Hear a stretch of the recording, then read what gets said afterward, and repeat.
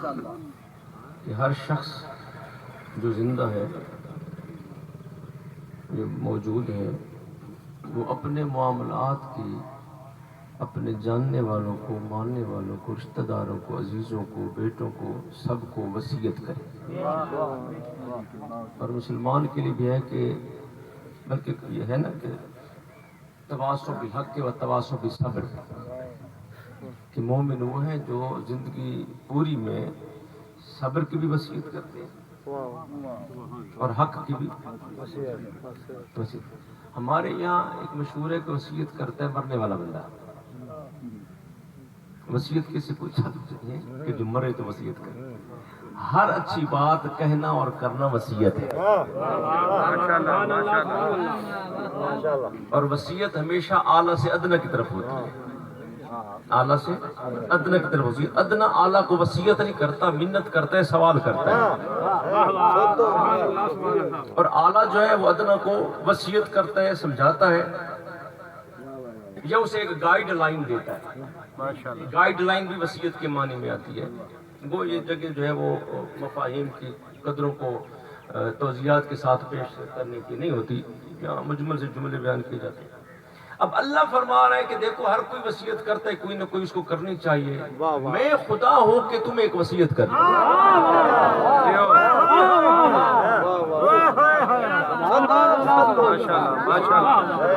میں خالق ہوں، میں نے پوری کائنات بنائی، میں نے تمہیں عزت دی، میں نے تمہیں رزق دیا، میں نے تمہیں اچھے ماں باپ دیے، اچھے بہن بھائی دیے، اچھی اولاد دی، اچھا رزق دیا، خالص پانی دیا، دودھ دیا، ہوا دی، فضا دی، سب کچھ دیا۔ اگر کچھ آلودہ ہوا ہے تو وہ تمہاری عادتوں سے آلودہ ہے، سب پاکیزہ بنا کے بھیجے۔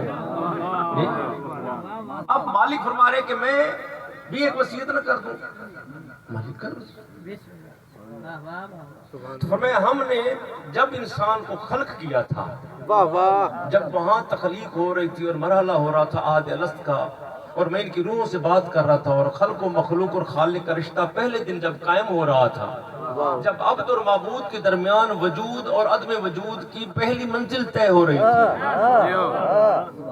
تھی، جب پہلی منزل طے ہوئی تھی معبود اور عابد کے درمیان، خالق و مخلوق کے درمیان، عدم سے وجود میں لایا جا رہا تھا، تو وجود میں لا کر میں نے ایک انسان سے بات کی تھی کہ دیکھ انسان، میں نے تمہیں خلق کر لیا، یہ نبی تیرے سننے والے ہیں اور تو بھی سن رہا ہے، کیا فقط ایک بات میں نے وصیت کی تھی کہ کبھی بھی میں تیرا خدا ہوں، میرے ساتھ کسی کو شریک نہ ماننا نہ ٹھہرانا،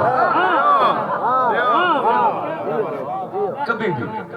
اچھا ایک بات میں سمجھا دوں، یہاں ہمارے یہاں عام طور پہ سمجھا، بس وہ پڑھا لکھا اتنے ہوئے، ہمارا ماحول ہے وہ پتہ ہے، لٹریسی ریٹ ہمارا 15% ہے۔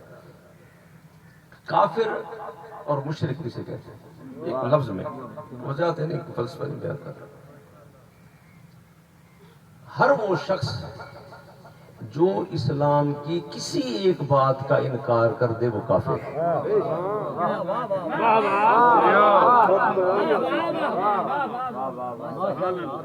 کسی بھی ضروریات دین میں سے کسی بھی ایک بات کا منکر کافر ہے۔ ہو سکتا ہے آپ کی نظروں میں وہ نمازی بھی ہو، وہ مسلمان بھی ہو، وہ نماز پڑھتا بھی ہو، قرآن پڑھتا بھی ہو، روزے رکھتا بھی ہو، حج پہ جاتا ہو سکتا ہے خدا کے نزدیک کافر ہو۔ کیوں؟ اس نے اسلام کی کسی ایک بات کا انکار کیا تو وہ کافر ہے۔ جو اسلام کی ایک بات کا انکار کر دے وہ تو کافر ہو جاتا ہے، جو رسول کے بھائی علی کا انکار کر دے وہ کیسے مومن ہو جاتا ہے؟ جملہ تھا، جملہ محترمہ تھا، جو اردو سمجھتے ہیں، جی بسم اللہ، میں جملہ محترمہ تھا۔ خیر، کافر وہ ہوتا ہے جو اسلام میں سے نماز کا انکار کر دے، روزے کا انکار کر دے، کہہ دے شراب پینا جائز ہے جو حرام ہے، چاہے وہ مسلمان ہے، ظاہری طور پر مسلمان رہے گا، لیکن اسلام کے اس پر کفر کے احکام نافذ ہو چکے۔ یعنی کافر وہ ہے جو کسی بھی اسلام کی ایک بات کا انکار کرے، اور مشرک وہ ہے جو اللہ تعالیٰ کی ذات میں اس کی توحید کی صفات جو ہے ان میں کسی کو شریک بنائے، یا کہے کہ اللہ جو کام کرتا ہے اس کے مشورے سے کرتا ہے، یا یہ کہتا ہے تو کرتا ہے، یہ اس کے ذریعہ سے یوں کہ یہ محتاج ہے خدا، نعوذ باللہ۔ تو ایسا نہیں، ذریعے سے تو خدا کرتا ہے، جبرائیل کے ذریعے رزق دیتا ہے، اس موت کے فرشتے کے ذریعے موت دیتا ہے، ذریعے سے تو اللہ کام کرتا ہے۔ نہیں، اب اللہ یجری الامور الا بالاسباب، اللہ بارش دیتا تو ڈائریکٹ بالٹی بھر کے نہیں دیتا. سورج کی شام کہتے کہ پانی لے کے جاؤ ٹھنڈے علاقوں میں، وہاں بادل بناؤ، پھر فرشتوں سے کہتے برساؤ. اللہ ڈائریکٹ کوئی کام نہیں کرتا. اللہ نے آج تک آدم سے لے کر نوح تک ڈائریکٹ کسی سے بات نہیں کی، درمیان میں جبرائیل وسیلہ رکھا. جب اللہ نبیوں سے وسیلے کے بغیر بات نہیں کرتا تو ہماری بات وسیلے کے بغیر کیسے سن لے گا؟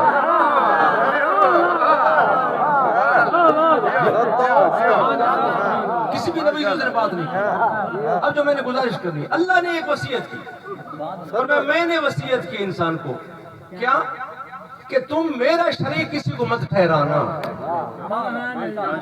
اور بات ختم کر دی. فرمایا اور کبھی بھی میرے ساتھ کسی کو شریک مت کرنا، اور جب بھی جتنا ممکن ہو سکے اپنے ماں باپ کے ساتھ نیکی ہی کرتے رہے. ماں باپ کے ساتھ. اچھا، اب ماں باپ سے نیکی سے کیا مراد ہے؟ روٹی کھلاؤ، کپڑے لے کے دو، ان کو کوٹھی ڈلوا دو، ایک سے پہلا کمرہ دے دو. یاد رکھو، نہیں کسی کو اللہ نے فرمایا احسان کرو ماں باپ کے ساتھ. احسان سے کیا مراد ہے کہ روزانہ آ کے پاؤں دباؤ تو یہ احسان ہے تمہارا. یعنی ایک بندے نے کہا کہ مولا میں اگر 60 سال اپنی ماں کو صبح شام نہلاؤں کھلاؤں پلاؤں، لقمے سے لے کر نہانے سے لے کر پھر واش روم تک جو بھی خدمات ہیں ٹوٹل A to Z میں ساری خدمات انجام دوں تو میں نے کتنا ان کو حق دیا ہے. فرمایا وہ جب تم ماں کے پیٹ میں تھے اور رات کے خوابیدگی کے عالم میں تمہاری ماں محو فراش تھی، سوئی ہوئی تھی، اور لاشعوری میں اس نے سوتے ہوئے پہلو بدلا تھا. لاشعوری میں، وہ جو لاشعوری میں اس نے پہلو بدلا تھا، تم ہزاروں سال خدمت کرتے رہو اس کا بدلہ نہیں دے سکتے. لاشعوری میں، شعور تو اپنی جگہ پہ چلا گیا نا. اب احسان کیا ہے؟ بس یہ بات اگر سمجھ آ گئی. دیکھیں ایک بندہ ہوتا ہے مسلمان ہوتے زبان کا، میں بھی ہوں، میں بھی مسلمان ہوں. اب میرے خدا کو پتہ ہے کہ میں کتنا مسلمان ہوں. بندوں کو مت، بندوں سے اگر کہو نا جی بندہ تو یہ کہتا ہے، تو مولا علی علیہ السلام سے سیدہ نے کہا، عرض کیا تھا کہ مولا سنا ہے لوگ آپ کو سلام نہیں کرتے اگر بندوں کی بات ہے کہ جی بندے تو یہ کہتے ہیں اگر بندوں کی مرضی پہ زندگی گزارے گے زندگی گزارے گا تو نبیوں کو بندوں نے زندگی نہیں گزارنے دی، رسولوں کو نہیں گزارنے دی، نبی نہیں گزار سکے. تو مولا علیہ السلام نے کیا فرمایا تھا؟ سیدہ نے کہا کہ مولا سنے لوگ آپ کو سلام نہیں کرتے. مولا فرمایا نہیں زہرا سلام علیہ، یہ تو خیر تھی، سلام کرے نہ کرے پھر کیا ہو گیا. حد تو یہ ہو گئی کہ میں علی سلام کرتا ہوں لوگ جواب نہیں دیتے.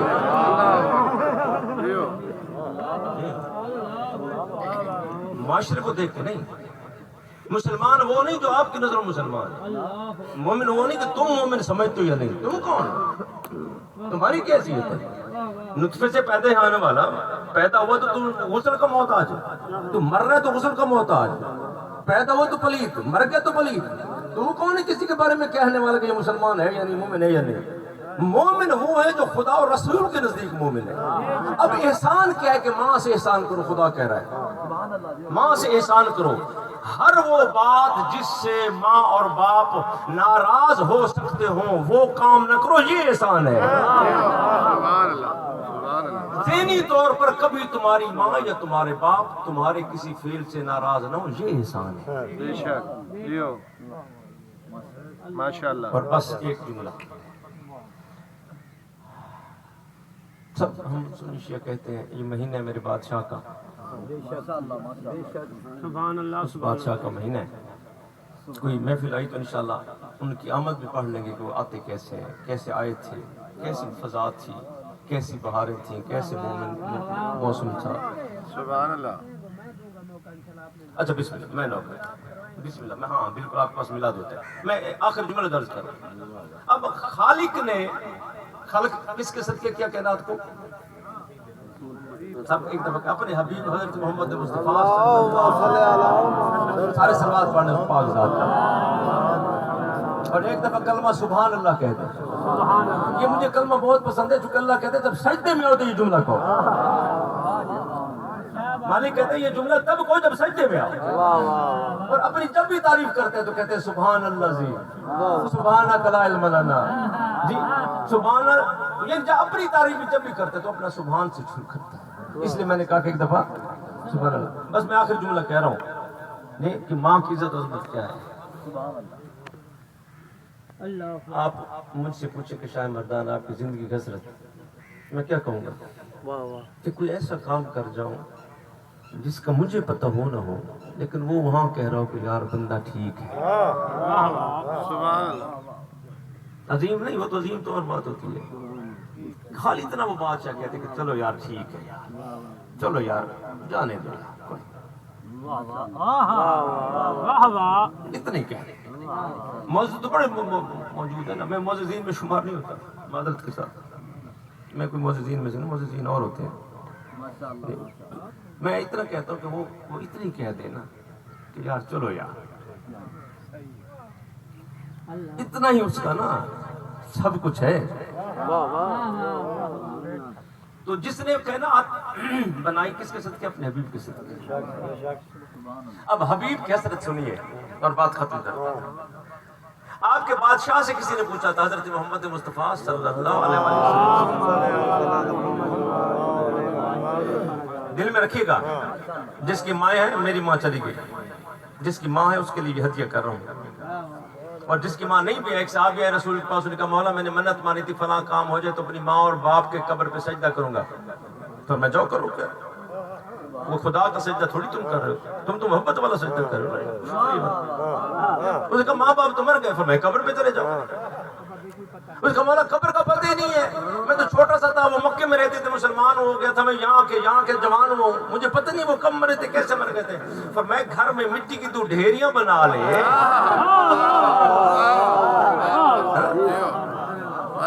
ڈھیریاں بنا سے شبیہ بنے تو شیعہ تو نہیں بن جاتا تو۔ ماشاءاللہ ماشاءاللہ، گھر میں تو ڈھیریاں بنا لے، جی ان ڈھیریوں کو ایک باپ کی ڈھیری بنا لے، ایک ماں کی سمجھ لے، اور پھر ان پہ تعظیم کر لے، بس فرض پورا ہو جائے گا۔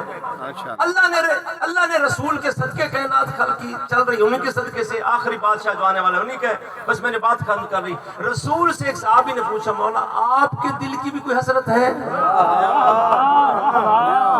شاید کہ تیرے دل میں اتر جائے میری بات۔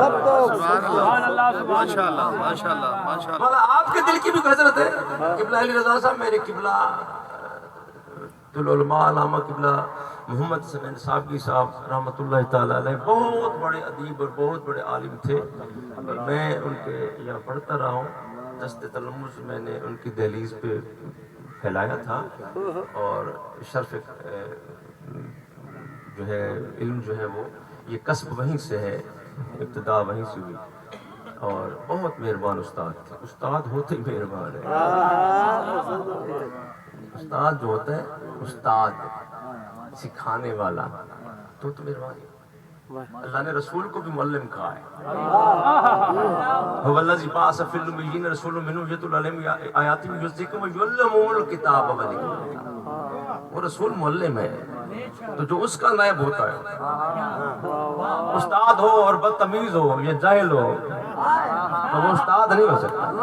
وہ کچھ ہو سکتا ہے، وہ اپنے معاشرے میں شاید استاد کہلایا جاتا ہو، لیکن اللہ اور رسول کے ذر میں استاد نہیں ہو سکتا۔ استاد تو مہربان ہوتا ہے، جس کے کردار سے پتہ چلے یہ استاد ہے۔ رسول کون ہے؟ استاد ہے کائنات کا، اور کائنات کے استاد سے پوچھا جا رہا ہے آپ کی حسرت، تو رسول نے فرمایا مجھ محمد کی یہ حسرت ہے کہ میں محمد وضو کرتا، پاک و پاکیزہ ہے، میں مصلی پہ آتا، خود نماز ہے، خود نماز ہے نا، یعنی خود نماز کیسے؟ یعنی نماز اللہ کی ہے، لیکن جب تک نماز میں اس پر درود نہ پڑھو، اللہ کہتا ہے جا لانتی تیری نماز ہی نہیں ہے، تو نے میرے رسول پہ درود نہیں پڑھا، تو وہ خود نماز ہے نا، وہ خود عابد بھی ہے، خود معبود بھی ہے۔ یہ رمزی جملوں میں میرے بھائی بھی فرما رہے تھے، میں جو گزارش کر رہا ہوں، تو اس سے جو خود عابد بھی ہے معبود بھی ہے، وہ واحد کائنات کی ہستی ہے، پوری کائنات اس کا شکریہ ادا کرتی ہے، وہ اپنے رسول کا شکریہ ادا کرتا ہے۔ تو اس سے پوچھا گیا کہ بادشاہ آپ فرمائیں آپ کی زندگی کی کوئی حسرت؟ سبحان اللہ، آپ نے فرمایا حسرت یہ ہے کہ میں کبھی مصلی پہ ہوتا اور میری ماں آواز دے کہتی محمد، میری ماں مجھے کہتی بے محمد آ، میں نے سونا محمد، اور میں نماز چھوڑ کے چلا جاتا۔ سبحان اللہ، سبحان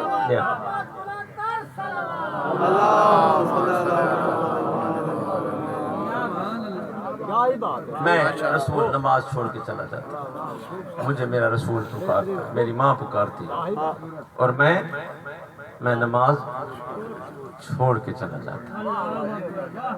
کربلا میں بھی مائیں آئی تھی، کربلا میں مائیں۔ یہ جو بادشاہوں کے سامنے قرآن پڑھا ہے، میری ماں بطور ماں بہت بزدل خاتون تھی، حد سے زیادہ۔ کس بات میں؟ کہ دنیا میں کسی سے ہم نے تھوڑا سا جھگڑا کیا تو ناراض ہو جاتی، گھبرا جاتی، کہتے نہیں تم نے کوئی بات نہیں، وہ تم سے کر، تم چپ ہو جاتے۔ وہ کبھی بھی نہیں چاہتی تھی کہ ہماری کسی سے تلخی ہو، چاہتی تھی کہ کوئی ہمارے ساتھ تلخی کرے تو ہم خندہ روئی کے ساتھ، خندہ پیشانی کے ساتھ واپس آ کے کوئی بات نہیں، خدا تجھے معاف کرے گا۔ لیکن سب سے کائنات کی دلیر ترین خاتون تھی جب مذہب کا کوئی معاملہ آتا، جب دین کی کوئی مشکل ہم پہ آتی، میرے بھائی پہ مسائل بنے، مجھ پہ پرچہ بنا، ابھی بھائی شازمان پہ بنا، رسول کی عزت کی قسم کبھی گھبرائے ہوا نہیں دیکھا۔ کہتی تھی مانگا انہی کے لیے تھا، انہی کے صدقے قربان ہو جاؤ، ان کی خاطر قربان ہو جاؤ، لیکن دنیا میں کسی کے ساتھ جھگڑا مت کرنا، دنیا سے تمہارا جھگڑا نہ ہو۔ کربلا میں بھی مائیں موجود ہیں۔ یہاں کی ماں کا وطیرہ یہ ہے کہ اگر ایک بیٹے کو تھوڑی سی چوٹ آ جائے، باپ کیوں کہتی ہے باہر لڑائی ہوئی تھی، تم باہر مت جانا، کہیں تمہیں چوٹ نہ آ جائے۔ ایک بیٹا تمہارا بھائی زخمی ہے، لڑائی ہوئی ہے باہر، اب باہر مت نکلنا۔ That was my mother. He said, بیٹا باہر لڑائی، بس اب باہر نہیں نکلنا، کہیں تمہاری بھی لڑائی نہ ہو جائے۔ لیکن کربلا کی مائیں کہتے ہیں حسین رک، ایک شہید ہوا ہے تو دوسرے کو ہم نے سجا کے دینا۔ ایک شہید ہوتا ہے نا، دوسرے پیسے نہیں دے دیتے کہ ہاں لے جائیں، نہیں نہیں نہیں، مائیں سجا کے دیتی ہیں، مائیں اسے سنوارتی ہیں، سجاتی ہیں۔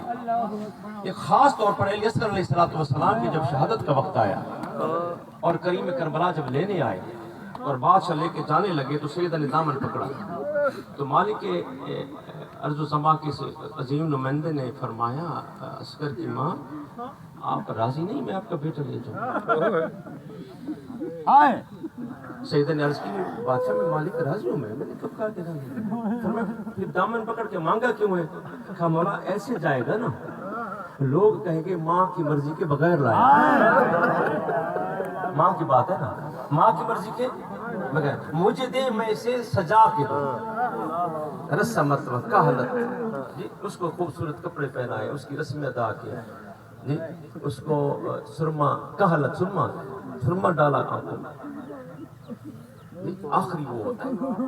پھر کہہ دوں نا کہ چہرے پہ اکبر کے خون کی لالی لگائی، اور پھر جب دستار باندھنی تھی حسین کے پاس لائی، مولے سے پکڑی میں اس کو دستار باندھ، جب سارا سجا لیا نا اب لے جائیں، اب لے جائیں۔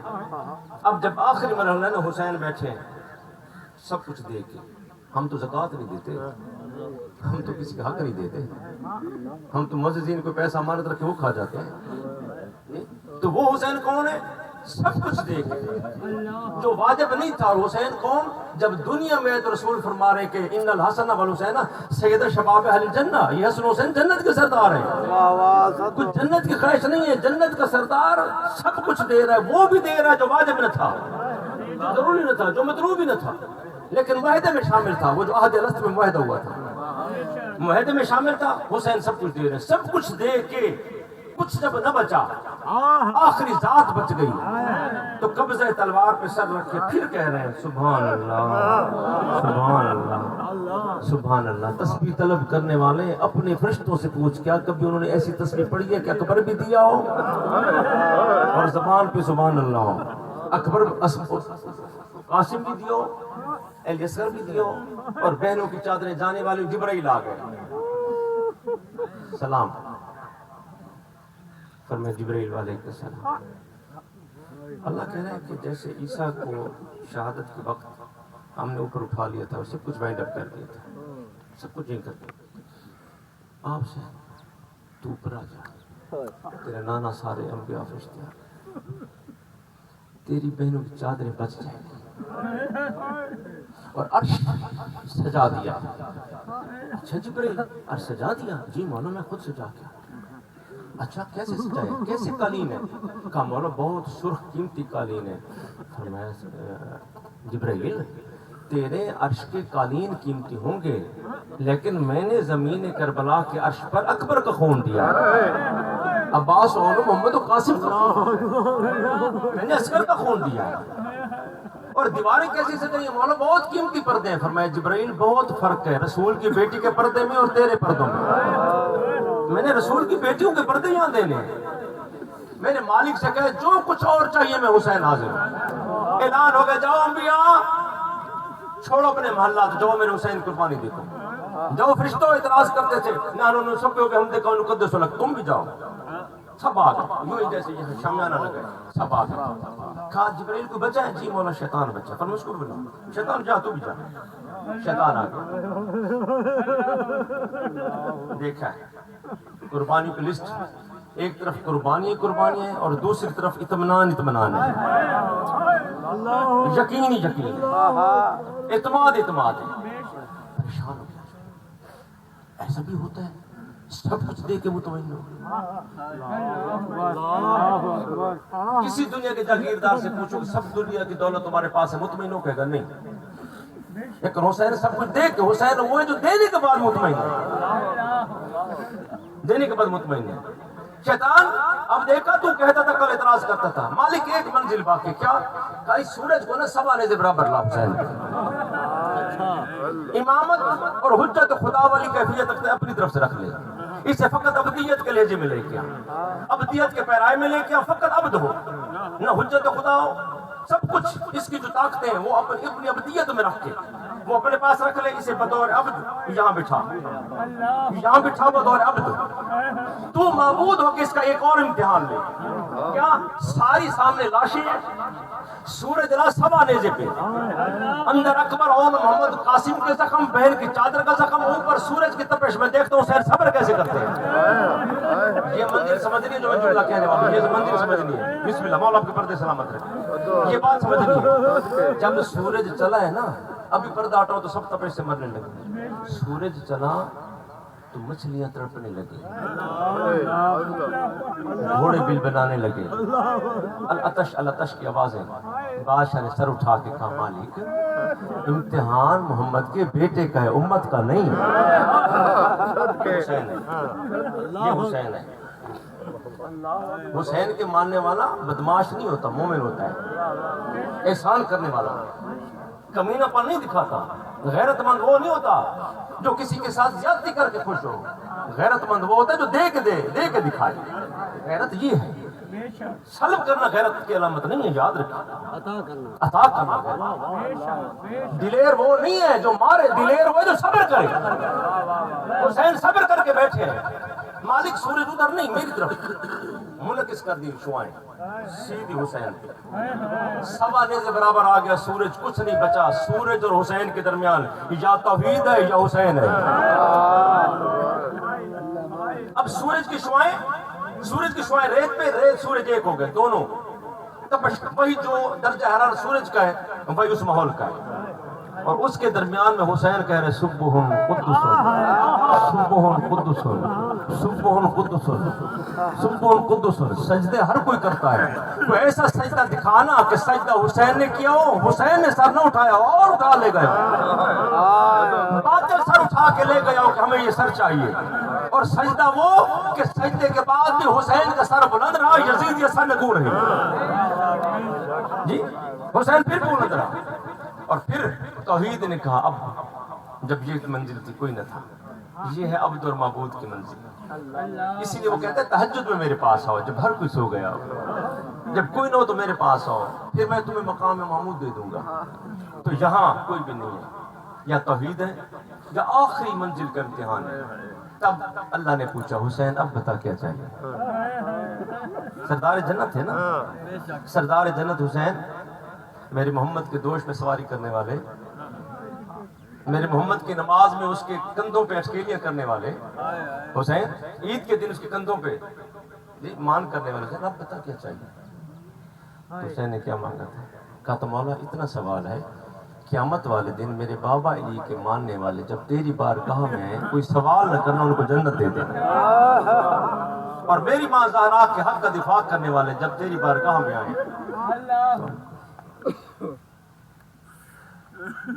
مالک والدہ مرحومہ کے درجات بلند فرمائے، جتنے بھی شریکان ذکر و فکر ہیں اپنے حبیب کی اس مقدس ترین مہینے کا واسطہ، مالک ان کی یہ گھڑی عبادت میں شمار فرمائے اور تمام حاضرین کی تمام خطائیں معاف فرمائے۔ آج 9 ربیع الاول ہے اور تذکارن میں آپ کو یاد کروا دوں، 9 ربیع الاول وہ دن ہے جس دن کربلا میں جو شخص تھا، مین کردار تھا، امام حسین علیہ السلام کی شہادت کا، ابن سعد، بعید اس کا نام عمر ابن سعد ہے، ابن سعد کا بیٹا تھا، تو اس نے امام حسین علیہ السلام کی قتل کی پوری وہاں نگرانی کی تھی۔ تو آج کے دن یہ حضرت امیر مختار رحمۃ اللہ تعالیٰ علیہ کے ہاتھوں قتل ہوا تھا۔ آج کے دن اہل بیت کے گھر میں خوشی آئی تھی، تو یہ ہم شیعہ سنی ہم سارے جو ہیں وہ اس دن کو بطور جشن عید سید زہرا، عید شجاع مناتے ہیں۔ تو یہ مولا یہ جو خوشی ہے اہل بیت کی خوشی کا دن ہے، مولا جس دن رسول کی بیٹیاں خوش ہوئی تھی، اس دن کا واسطہ یہ جتنے حاضرین تشریف فرمائیں ان کی تمام مصیبتیں دور کریں، انہیں 8 پہلو خوشی عطا فرمائیں۔ مولا میری والدہ کے درجات بلند فرما، قبر کی منزل آسان فرما، قبر میں شفاعت محمد وآل میں نصیب فرما۔ ایک دفعہ ہم 3 دفعہ کل شریف تلاوت فرما لیں گے، بسم اللہ۔